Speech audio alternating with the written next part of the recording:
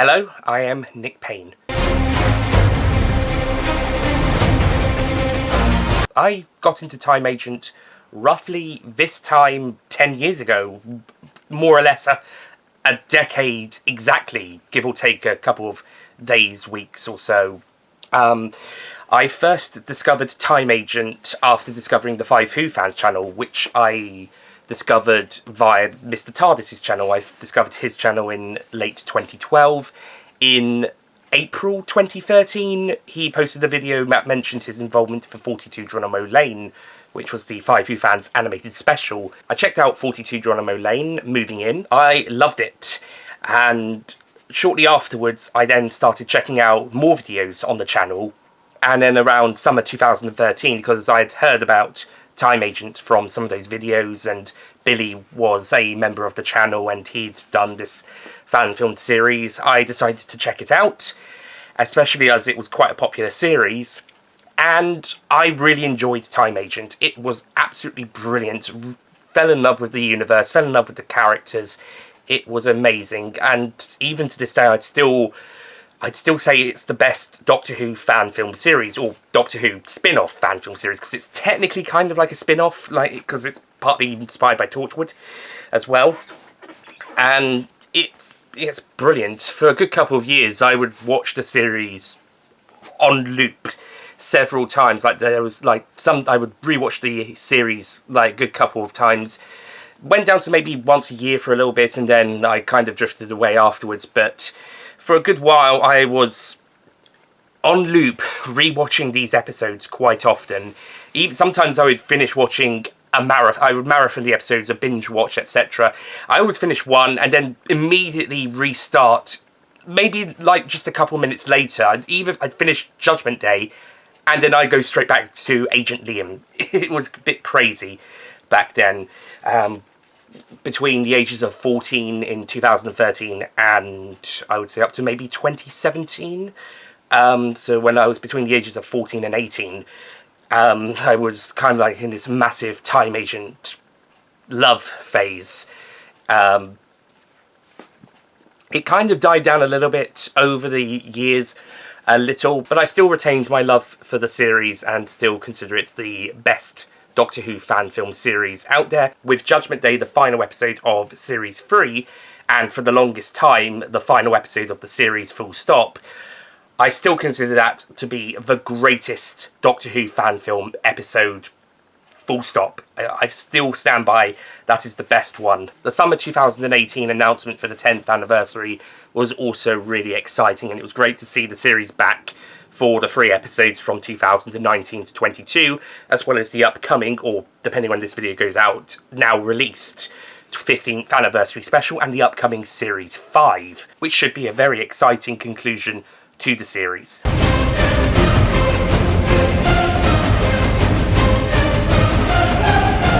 It's tricky to choose particular moments that stand out, because many of the episodes are just so much fun to watch. But as I mentioned, Judgment Day itself is the best episode of a Doctor Who fan film, and I think that episode has so many great moments.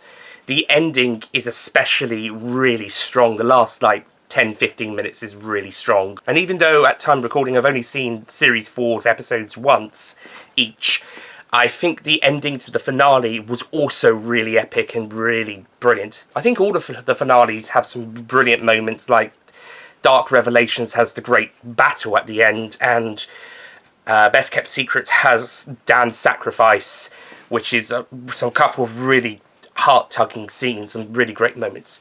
I also really enjoyed the musical episode. It took me a bit of time to realise that was such a great episode. I just thought it was a bit of fun, filler, just a bit of enjoyment. Not one of the greatest episodes, but fun when I first saw it in the first couple of times. But by my 2017 vlog reviews of the series, that became my second favourite episode of Series 2.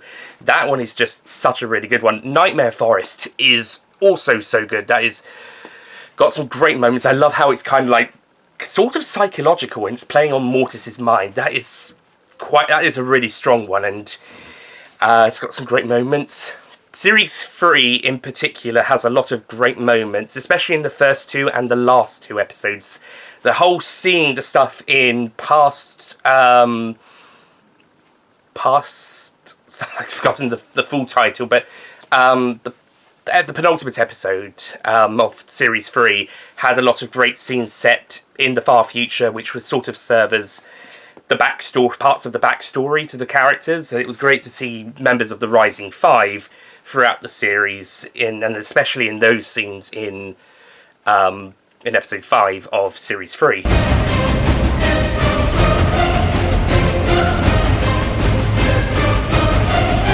I think I'm with the majority of fans, certainly from the time of the series coming out and the following, well, Series 1 to 3, and the following couple of years after that in the gap years between Series 3 and 4. I think I'm in the majority of those fans by saying that Dan the Cyborg and Agent Mortis are my favourite characters from the first 3 series, and Series 4 for Mortis as well.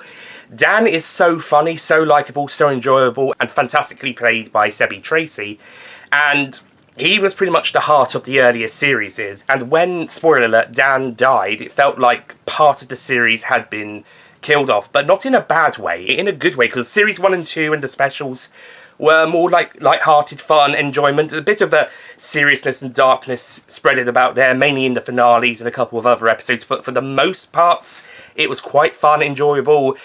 Sarah Jane Adventures meets Torchwood style fan film, fantastic stuff. Series 3, it goes into a bit more of a serious, darker, sci-fi contemporary Earth drama, which is great. Richard B. Brooks in his FiveWhoFans review compared it to, like, Time Agent's equivalent to Children of Earth. Again, still retaining some of that Sarah Jane Adventures elements in there, and it works perfectly for the series. And I do agree, I think it was in an interview that Billy and Sebi had with each other, that if Dan was in Series 3, it probably wouldn't have worked as well.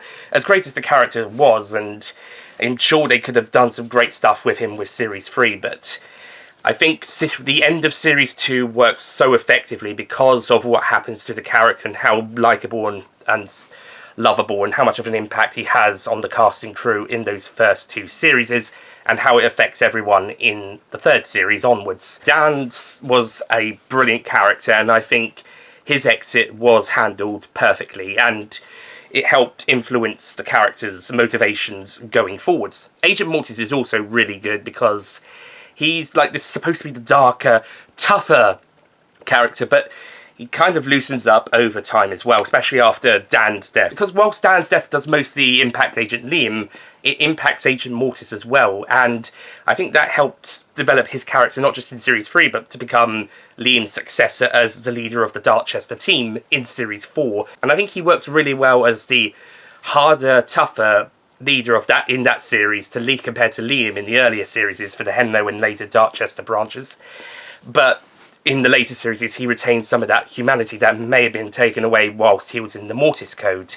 And of course, his motivations in Series 1 and early Series 2 are understandable thanks to what happened in the past, some of which we see in this in the penultimate episode of Series 3. Sins of the Past, that's what's the title of Episode 5 of Series 3.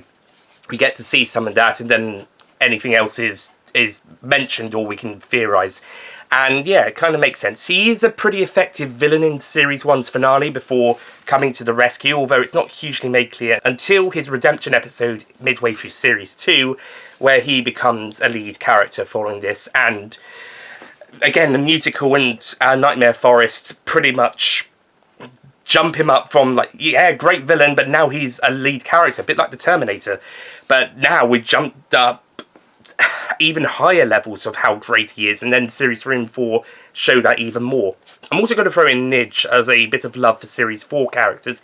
He's really funny, really likeable, and Dan Sherratt's really great in the role. Really enjoyed Nidge, and looking forward to seeing more of him in Series 5, as well as the rest of the new team if they're coming back as well. And also give an honourable mention to the man himself, Agent Liam, who is a great main character in the series, especially Series 2 and 3, where he becomes a bit more darker and a bit more serious. Series 1, he's got amnesia, but he's still quite a fun character. Maybe he shouts a little bit too much in the middle. But overall, he's quite a chill guy despite his amnesia. Comes the specials in Series 2, kind of gets a bit more darker and mysterious, as he now remembers about his life, but he's not letting anybody in, besides maybe Mortis. And then Series 3 is, like, after Dan's death again, he's, like, he goes far, especially in the finale, where a major development in Liam's life happens, and it'll be interesting to see where the 15th anniversary special and Series 5 picks up with this. But that is something to look forward to.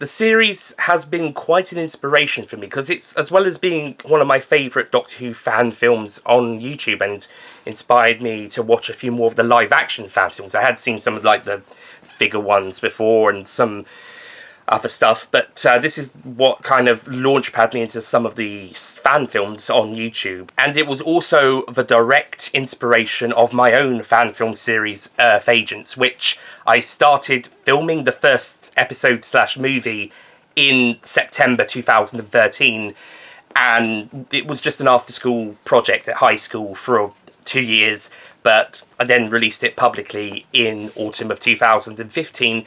And then summer 2016, I decided I'll make some more. I'll make more of this series. I was kind of intending to maybe make some more after the movie, but that one was just made for fun, but would have liked to have done more. And then summer 2016, made some more, made the first series. 3 short episodes of Agent Nick just going around his house, fighting off these aliens, much like he had done in the film, where he was in the school in that one.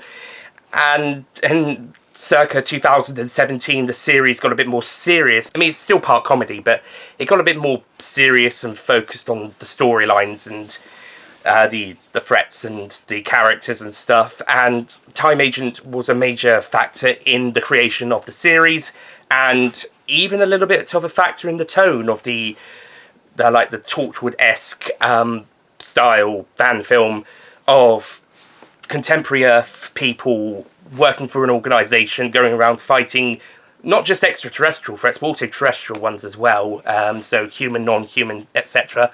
And as well as being a big inspiration for the get-go of the series, especially the first movie and then later the first series, but then it was kind of like the umbrella inspiration for the whole series as a whole. We're up to 17 episodes total over the last near 8 years since the first episode came out, and over almost 10 years since production on that first one started, and it's been an incredible ride with that. And I have Time Agent to thank for the inspiration and making me think, hey, maybe I could do something like that. Like, if I'm not going to be involved in this, as much fun as that would be, as great as that would be, but if I'm not going to be involved with that, why don't I do my own series like that? And that's how Earth Agents was born, and it's been running ever since, mostly. And yeah, I owe the guys at Time Agents a lot of thanks for the series generally, but also as an inspiration for Earth Agents, as I've had so much fun making that series.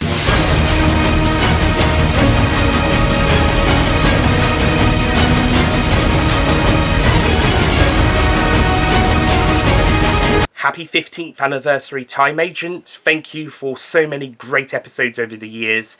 And I look forward to the, at time recording, to be released, but at time of the video coming out, now released, 15th anniversary special, The Lone and Level Sands, and Series 5 when it comes around next year, maybe. But yeah, looking forward to all of that. And thank you again, Time Agent, for everything, and happy anniversary.